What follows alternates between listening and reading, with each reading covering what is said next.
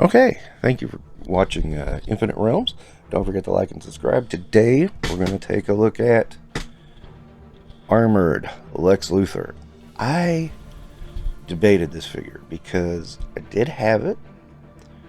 I always thought it was kind of a dumb design, though. Main reason why, of course, is Lex keeps his head exposed. I mean, all Superman has to do is snap his fingers and Lex goes down. I mean, in general, that's the design of the suit, and I mean, I get why he has that suit. I get what's going on with it, but at the same time, I always had an issue with that design. It really bothered me. So now, I have to say, one major thing is about the armored version, and this was my debate: do I really want this figure or not? I always had so many issues with this figure.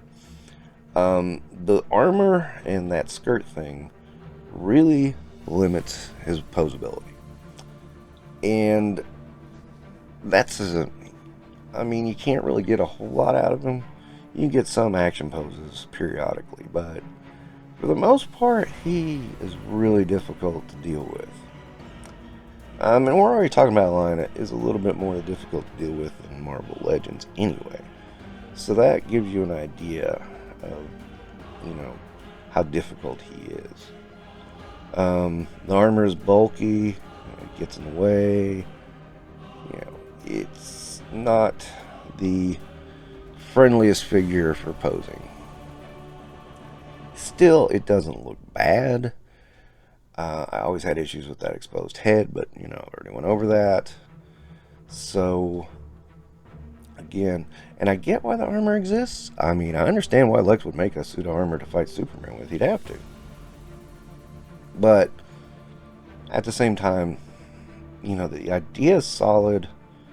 Execution is a little off. And, again, toy technology has come a long way since this figure was issued. So it is kind of difficult to justify some of the things wrong with this. There's some severe limits to articulation because of the armor, as I've said.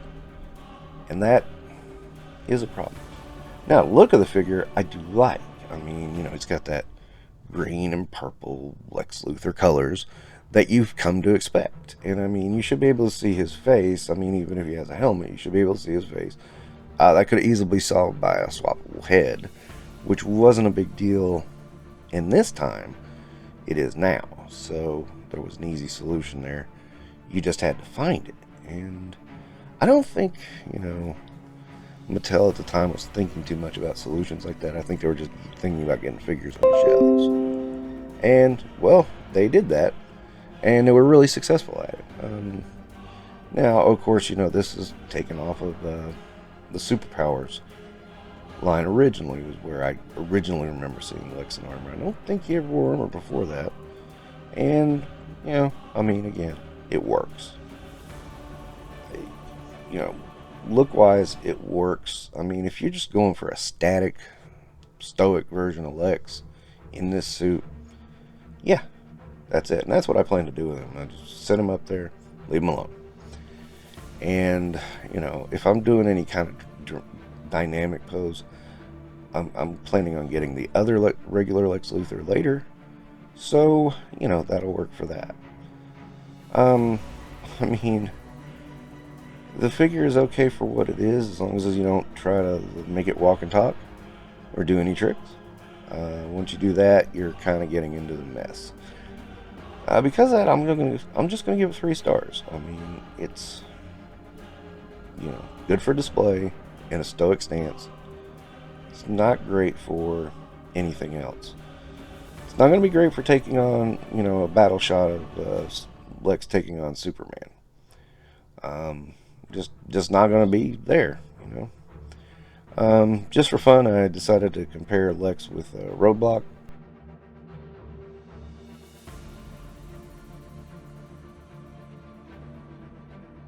And then, of course, Reverse Flash and Armored Spider-Man.